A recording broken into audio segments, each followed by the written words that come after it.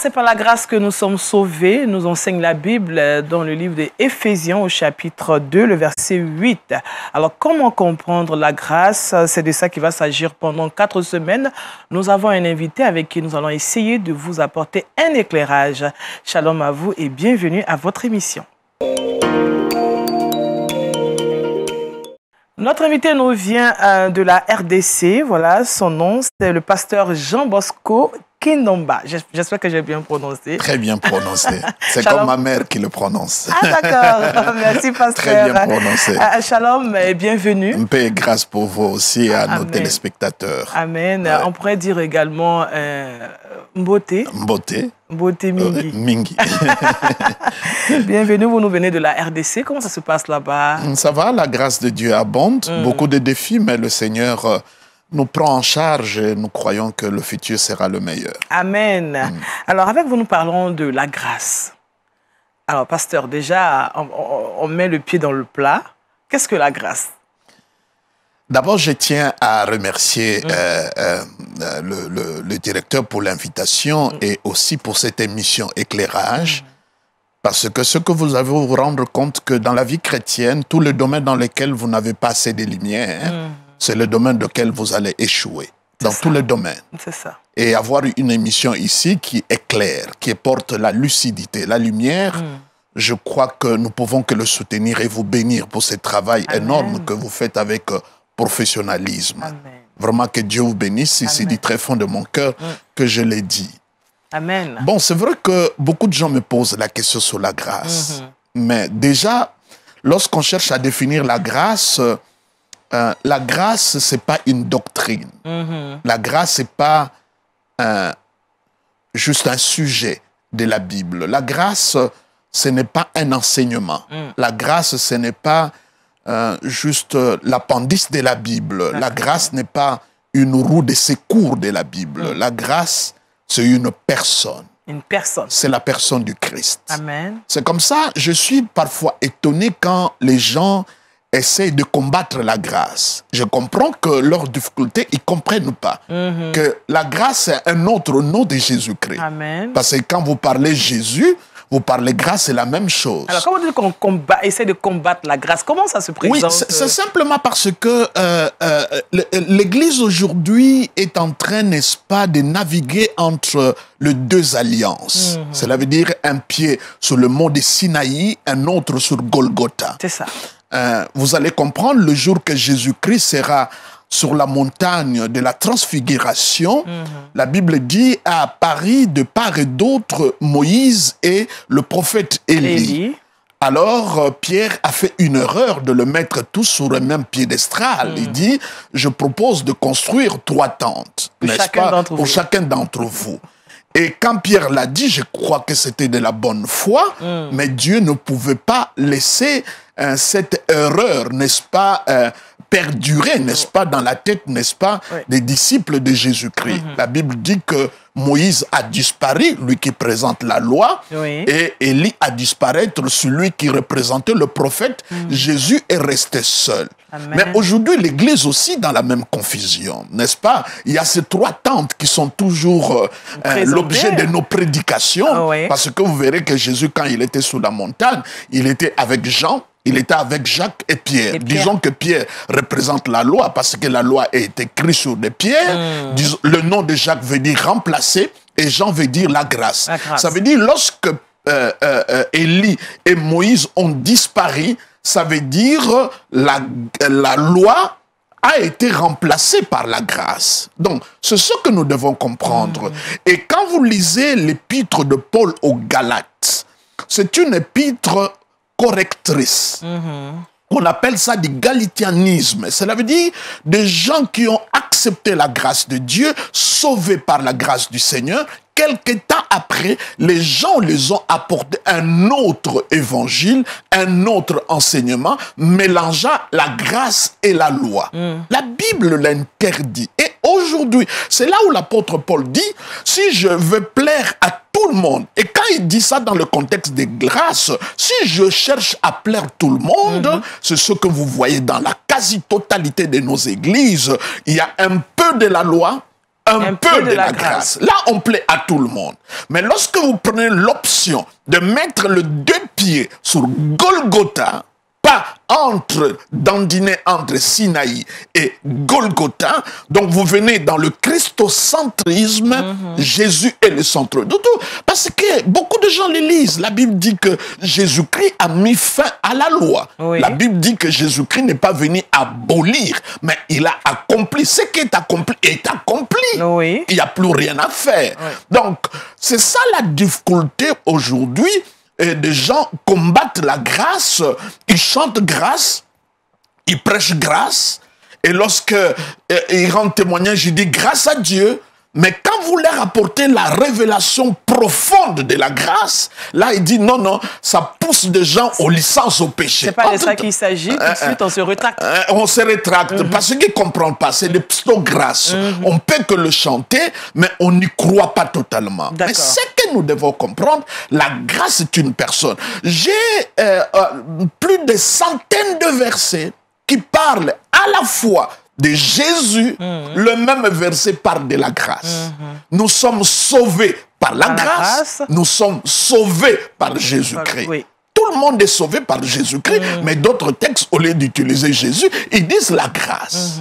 Et nous sommes justifiés par Jésus, nous sommes aussi justifiés par la grâce. C'est la même chose. Mais justement, pasteur, quand nous regardons dans le Nouveau Testament, Jésus lui-même, quand il parle de lui, il ne se présente pas comme la grâce, il se présente comme étant le chemin, la vérité et la vie. Oui, cet aspect. Ce qui a lieu de comprendre que Jésus, il ne faut pas christianiser Jésus-Christ. Jésus a vécu dans le contexte de l'ancienne alliance.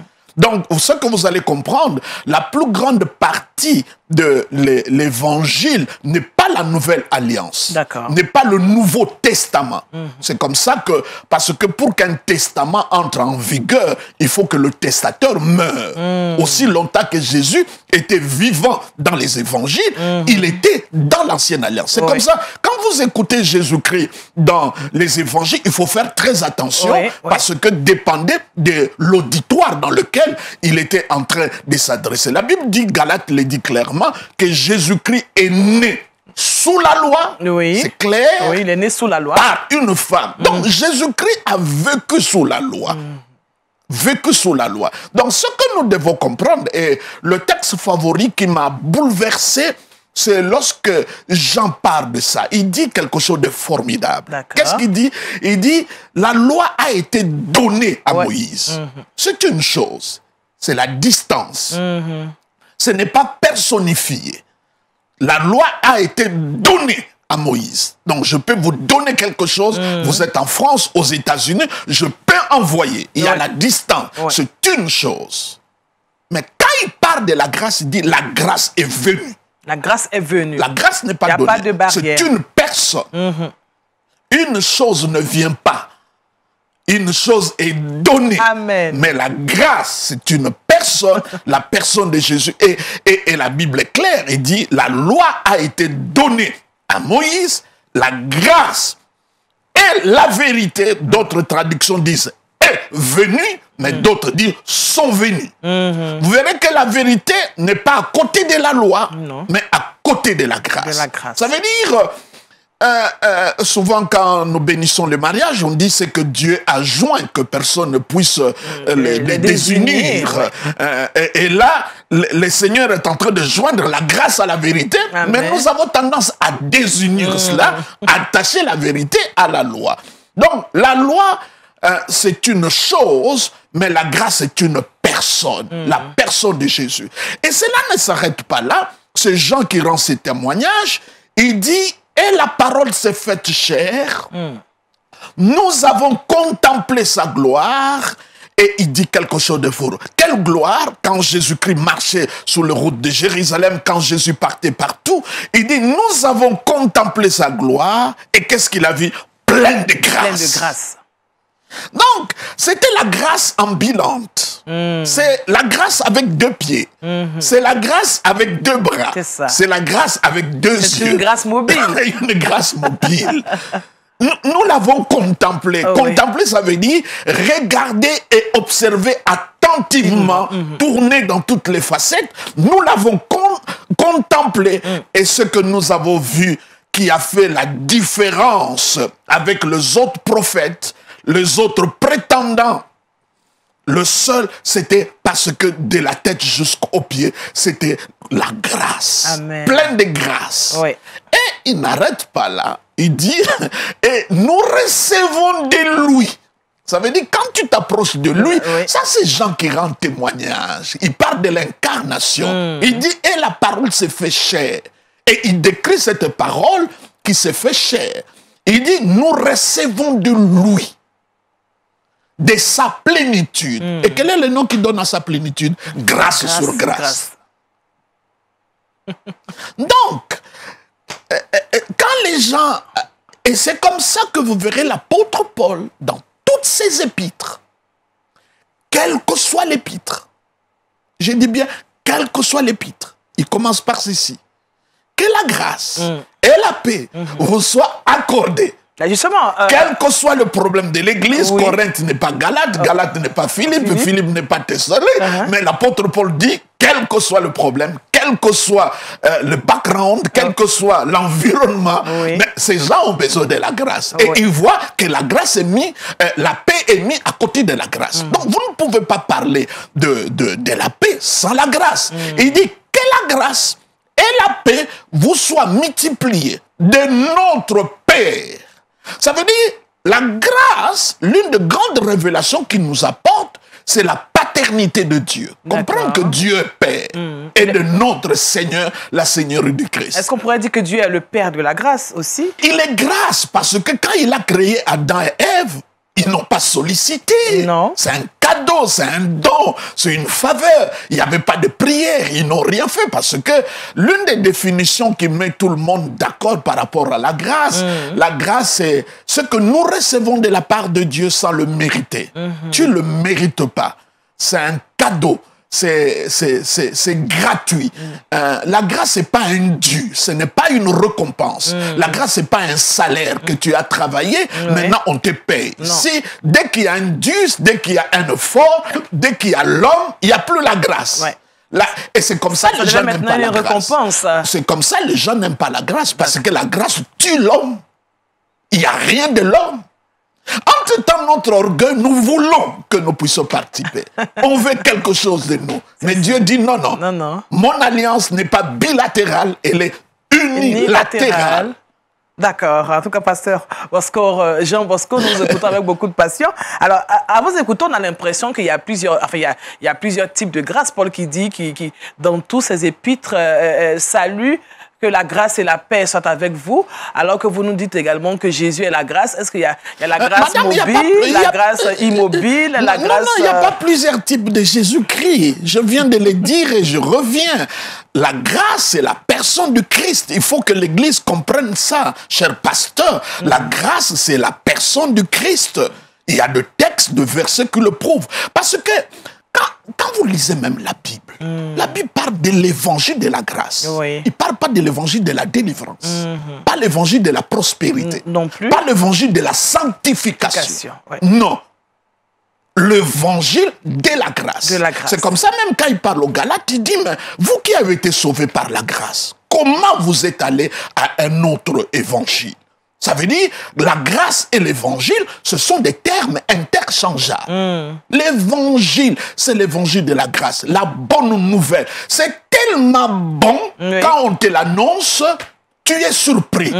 Tu ne peux pas croire que c'est vrai. C'est tellement bon que c'est difficile de croire que c'est bon. Dieu a quitté le ciel, il est devenu un être vivant, il s'est incarné pour nous sauver. Mais c'est étonnant.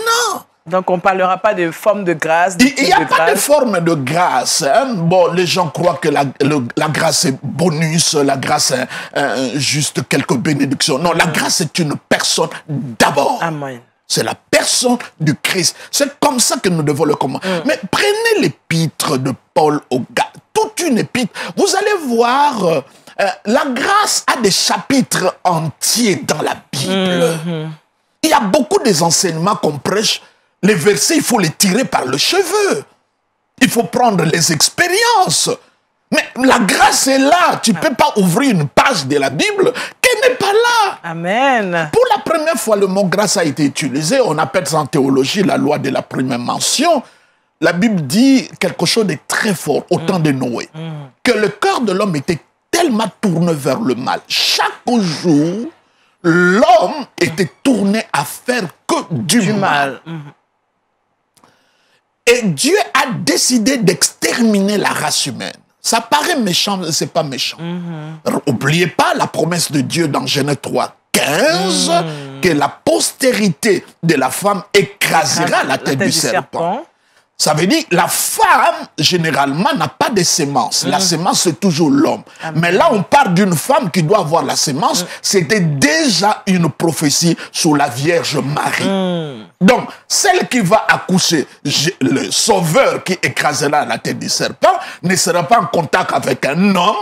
Ça doit être une vierge. Mais dans Genèse, on dit que le cœur de l'homme est tellement mauvais. Si Dieu n'a pas exterminé la terre à ce moment-là, qu'on arrive jusqu'au temps de la naissance de Jésus, on n'allait trouver aucune femme vierge. Ouais. Et la promesse allait être hypothéquée. Dieu extermine la race humaine tout entière. Mais la Bible dit Noé a trouvé grâce aux yeux de l'Éternel. Parce qu'on peut attribuer ça, il avait écouté la voix de Dieu, mais la Bible singularise. Il montre ce qui a fait que Noé soit sauvé et sa famille, c'est la grâce de Dieu. Il a trouvé grâce. Ça veut dire, même quand tu vis dans un monde chaotique comme l'a vécu Noé, la grâce de Dieu te suffit. La grâce de Dieu. Donc, la grâce de Dieu, c'est Jésus. L'évangile, c'est l'évangile de la grâce. Nous sommes sauvés par la grâce. Nous sommes sanctifiés par la grâce. La Bible dit Dieu lui-même nous sanctifie. Quand on dit lui-même, ça veut dire sans l'aide de qui que ce soit. Mais aujourd'hui, l'Église a changé. La sanctification de position, la sanctification de condition. Les théologiens nous ont embrouillé là-dessus. Il dit Dieu lui-même va se charger. Parce que quand tu lis 1 Corinthiens 1,3, il dit il a fait du Christ notre sanctification. Donc même la sanctification, c'est une personne. La plupart des sanctifications qui sont prêchées maintenant, c'est vraiment le style des pharisiens. C'est l'apparence, c'est le comportement. Et hier, je l'ai dit à notre matinale qu'aujourd'hui, nous avons un christianisme de comportement au lieu que ce soit un christianisme de croyance. Et c'est le vrai problème aujourd'hui. En tout cas, en matière de comportement, il faut aller voir des bouddhistes. Il faut avoir le bouddhisme. Chacun a son comportement. Non, mais ce sont des gens qui ne sortent pas de leur monastère. Donc, il n'a même pas le temps d'envier une femme, de voir quoi que ce soit. Si c'est ça le christianisme, donc ils sont meilleurs que nous. Mais le christianisme, d'abord, c'est une affaire de croyance. Quand Dieu entre en contact avec vous, la première chose qu'il regarde, c'est la croyance. Amen. Et le jour que vous avez cru, le diable n'a pas pu vous retenir. Parce que la croyance a une force. La Bible dit, sans la foi, il est impossible d'être agréable à Dieu. C'est ça. Ça veut dire le moyen le plus rapide d'être agréable à Dieu, c'est la foi. Et la foi ne peut que recevoir ce que la grâce a rendu disponible. Amen. Donc, vous ne pouvez pas. C'est comme ça la Bible dit, nous sommes sauvés par la grâce au moyen de la foi. Oui. Alors, à ce niveau, est-ce qu'on peut faire la différence entre la miséricorde de Dieu, la grâce est différente de la miséricorde de Dieu, ou la faveur de Dieu? Oui, la grâce, c'est ce que Dieu te donne que tu ne mérites pas. La miséricorde, c'est que les châtiments que tu mérites, Dieu ne te les donne pas. D'accord. Vous voyez? Quand il est miséricordieux pour toi, à cause de tout ce que tu as fait de mauvais, tu mérites tel châtiment, mais Dieu te fait miséricorde, donc il ne te châtie pas à la mesure, n'est-ce pas, de ton péché ou de ton manquement. Ça, c'est la miséricorde. Mais la grâce, c'est quand Dieu te donne les choses pour lesquelles tu ne mérites pas. Qu'en est-il de la faveur? La faveur, c'est la grâce.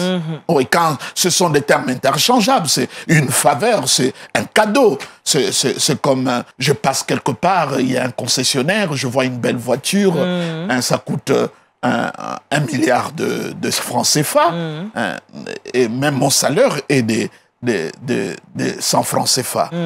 Et quelqu'un passe, il dit, moi je te l'achète ça. Ça, c'est une grâce. C'est une grâce. C'est une faveur. C'est une faveur. Ouais. Bien qu'on ne mérite pas, On ne mérite pas. On la reçoit. Tout ce que nous avons, nous ne méritons rien. Amen. Et le religieux ne veut pas entendre ça. C'est comme ça, vous verrez qu'aujourd'hui, la plupart des prédications que nous écoutons sont centrées sur l'homme. Or que l'évangile et le christianisme, ce n'est pas centré sur l'homme. Ça, c'est l'Ancien Testament. Tu ne feras pas, tu ne toucheras pas, tu feras. Mais quand tu veux dans la Nouvelle, je mettrai ma loi, je le pardonnerai. C'est le je qui remplace le tu. L'Église ne comprend pas ça. C'est comme ça que nous sommes... Un peu comme si le discours, on est resté encore dans le Pentateuque. Encore dans l'Ancienne Alliance. Sinon, pourquoi Christ est venu?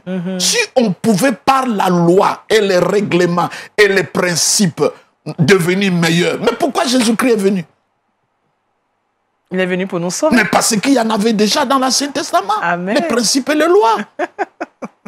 Alors, comment se manifeste justement cette grâce divine? Comment le croyant peut vivre la grâce de Dieu, la grâce... C'est une question de foi et de prise de conscience et de conviction. N'est-ce pas? Je dois être convaincu que Christ habite en moi, ça veut dire la grâce habite en moi. Ce n'est pas des spéculations, ce n'est pas des choses à provoquer, ce n'est pas des choses à chercher. Non.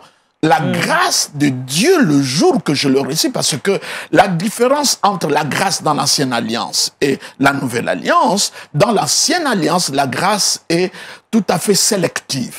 Ce n'est pas tout le monde qui a la grâce. Dieu sélectionne quelques gens à qui, n'est-ce pas, il fait faveur.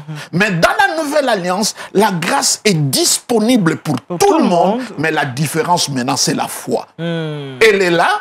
Mais si tu crois en Jésus, tu l'as. Si tu ne crois pas, tu passes à côté. Amen. Ça veut dire l'homme le plus criminel qui existe sur la terre a besoin de la grâce autant que moi je l'ai, autant que vous l'avez. Mais la différence, ça sera simplement, est-ce qu'il croit en Christ ou il ne croit pas en Christ? C'est comme ça que la grâce de Dieu se manifeste. Et la Bible, comme je l'ai dit, il dit, nous puisons en lui, grâce dans sa plénitude, grâce sur grâce. Ça veut dire, quand tu vas vers Jésus-Christ, tout ce que tu vas recevoir, tu ne vas pas le recevoir en parcimonie. Tu le reçois dans la plénitude. Si c'est la paix en abondance. Mais maintenant, la différence, écoutez ce que la Bible dit. Il dit que la grâce et la paix vous soient multipliées. Vous voyez, vous posez la question de la manifestation par la connaissance du Christ. Par la connaissance du Christ. Qu'est-ce qui fait? Il y a une condition, la il y a un chemin. C'est connaître Christ. C'est l'éclairage. C'est l'éclairage. Mais tu vas à l'église, on te parle des liens, on te parle de démons, on te parle de Satan, on te parle de l'envoûtement, on te parle du péché, on te parle d'ici. Ce n'est pas ça qui va augmenter la grâce. Il dit la grâce et la paix est multipliée par la connaissance du Christ. Cherchons à connaître Christ. Aujourd'hui, on a la Covid. Tout ce que les scientifiques font, c'est de trouver le vaccin. La recherche n'est plus sur la Covid. C'est ça. Ils ont compris. C'est quoi la Covid? Mais la solution. Et vous verrez ça à l'OMS, toutes les maladies qui ont déjà trouvé les solutions, on n'étudie plus ça.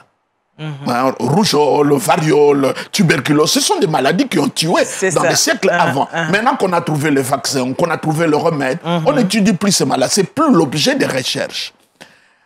Madame, est-ce que le péché n'a pas trouvé de solution? Oui, c'est Jésus. C'est Jésus. La malédiction n'a pas trouvé de solution. Oui, c'est Jésus. Mais pourquoi vous passez le temps à étudier ça? D'accord. Au lieu d'étudier la solution. Alors nous retenons que Jésus est la grâce. Et la grâce. À nous donner gratuitement. Gratuitement, ce n'est pas un dû, ce n'est pas un salaire, ce n'est pas une récompense. C'est un cadeau que Dieu te donne gracieusement. Et il y a même d'autres gens qui disent c'est une surprise agréable. Amen. De Dieu. Mais retenons que la grâce est une personne. La loi a été donnée, la grâce est venue. C'est une personne. La proximité, il est venu jusqu'à nous. D'accord, nous recevons justement cette grâce. Merci, pasteur Jean Bosco. Nous sommes déjà au thème pour cette émission aujourd'hui. Nous sommes ensemble pour 4 semaines. Donc, déjà pour cette semaine, on va terminer maintenant. Merci beaucoup. Et puis, on se donne rendez-vous la semaine prochaine pour continuer à parler de la grâce. Merci également à vous qui nous avez suivis. Que Dieu vous bénisse. Et comme on l'a dit, cherchons la grâce qui est Jésus. Et ainsi, nous serons sauvés. Au revoir.